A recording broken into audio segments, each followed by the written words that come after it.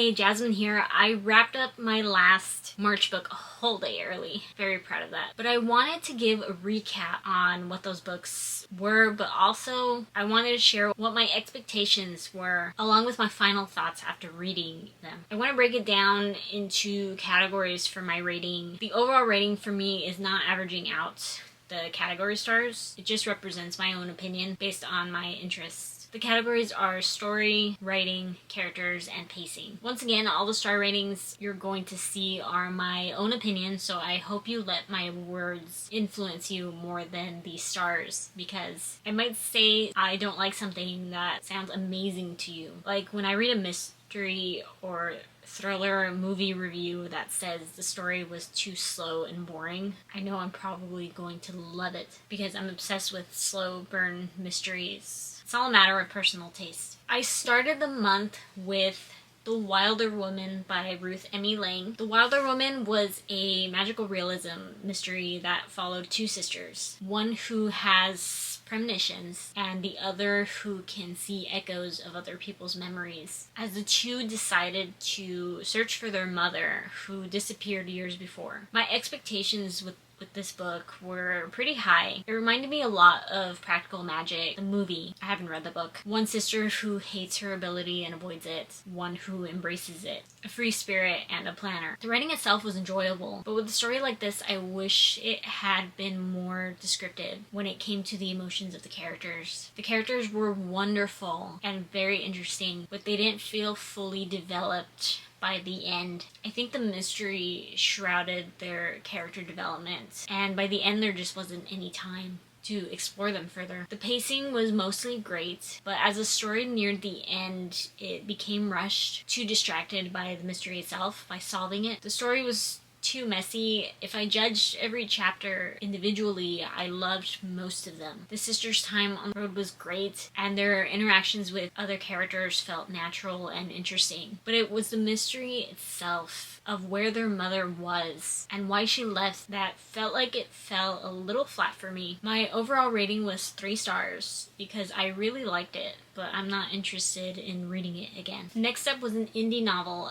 and this time I chose Riley Jordan and the Fire Prophecies, Lion of Fire by Brittany Ranew. Lion of Fire is a blend of epic and modern fantasy. It follows Riley, a college senior, who goes from not knowing what kind of wizard he is to learning that he is the most powerful wizard with his fire power. With the help of his friends, he has to try to stop a dark prophecy from happening. I'm a big fantasy fan, but I notice I always love watching it more than reading it, because fantasy novels are usually action-packed, and my favorite part of reading is getting to know the characters. The writing was great, it was very detailed, and made the story really easy to follow along. The characters were well written, each had their personalities made clear from the start, but I longed for more time with them outside the adventure, so they didn't feel very fleshed out, but I expect book 2 will fix that for me. The pacing was fast but consistent. Riley and his friends are thrown from one obstacle to another, constantly learning new information and fighting new threats. It was too rushed for my taste, but I was impressed with how much the author had put into this book, especially since it's only book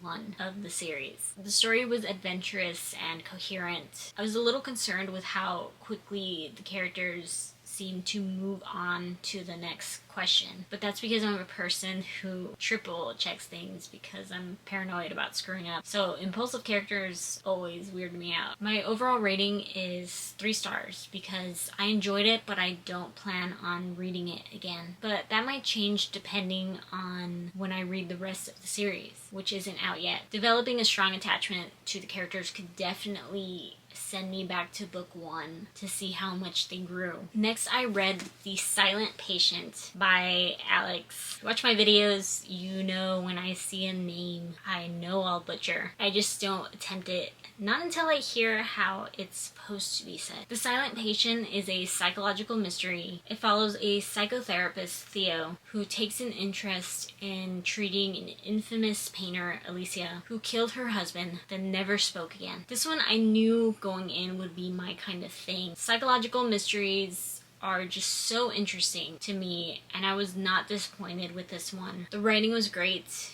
really descriptive, not in the poetic sense, but where I had a clear enough picture throughout the story. The characters were interesting, but presented in a more cinematic way. They're not there for the reader to connect with emotionally, but like any mystery story, they carry it, and I was happy that they did feel realistic. Pacing was consistent, a slow build-up, nothing felt rushed, and the story progressed naturally. The mystery was intriguing. As for the story, I loved it. The mystery was intriguing. The story is told in chapters from Theo's perspective, but also through diary entries written by Alicia leading up to the day she killed her husband. With two narrators, it really drove that mystery of what happened, since there was no objective narrator. My overall rating was 5 stars, but I'm a sucker for psychological mysteries, so definitely a very biased opinion.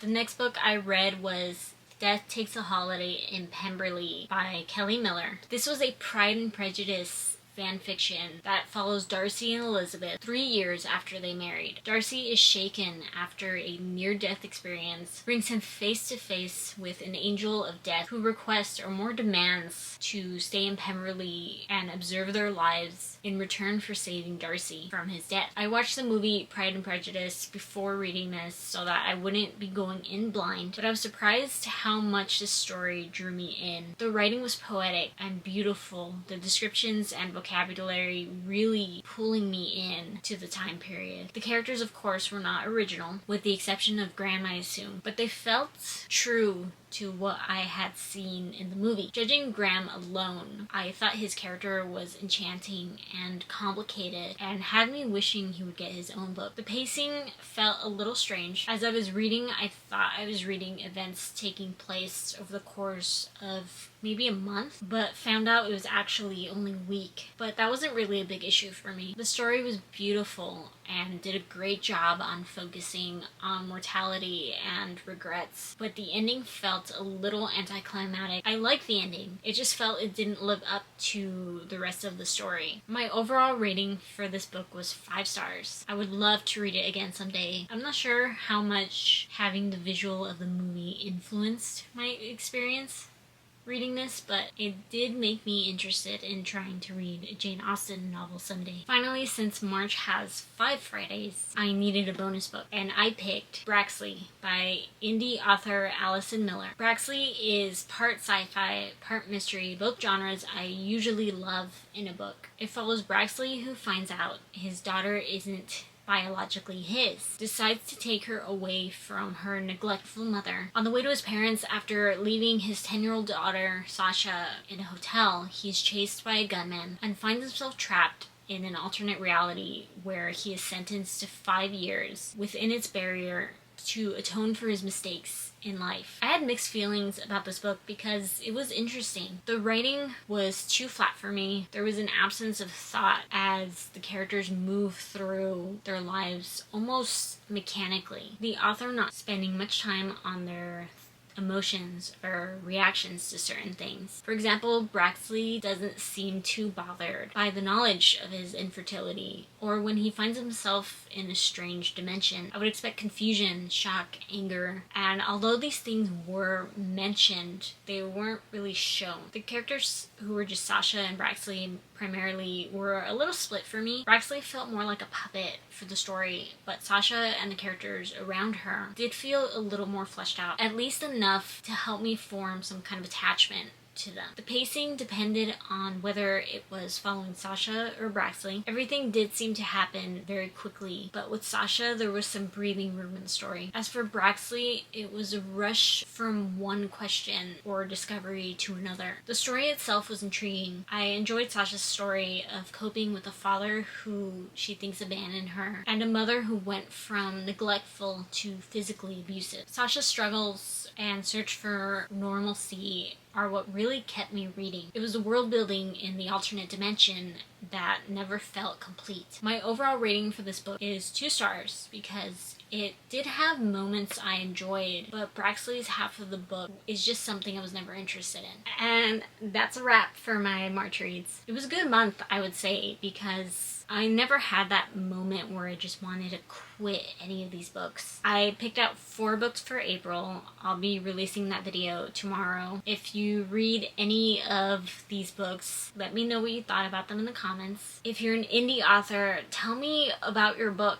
and I'll add it to my list. I'll read pretty much anything except spicy romance. Nothing against it, I'm just asexual, and so the stories are wasted on me. But still let me know about it, because I have some friends who probably would like it. My first book for April is really long, so wish me luck, because I only have a week to read 800 pages. So thank you so much for watching, and until next time, bye!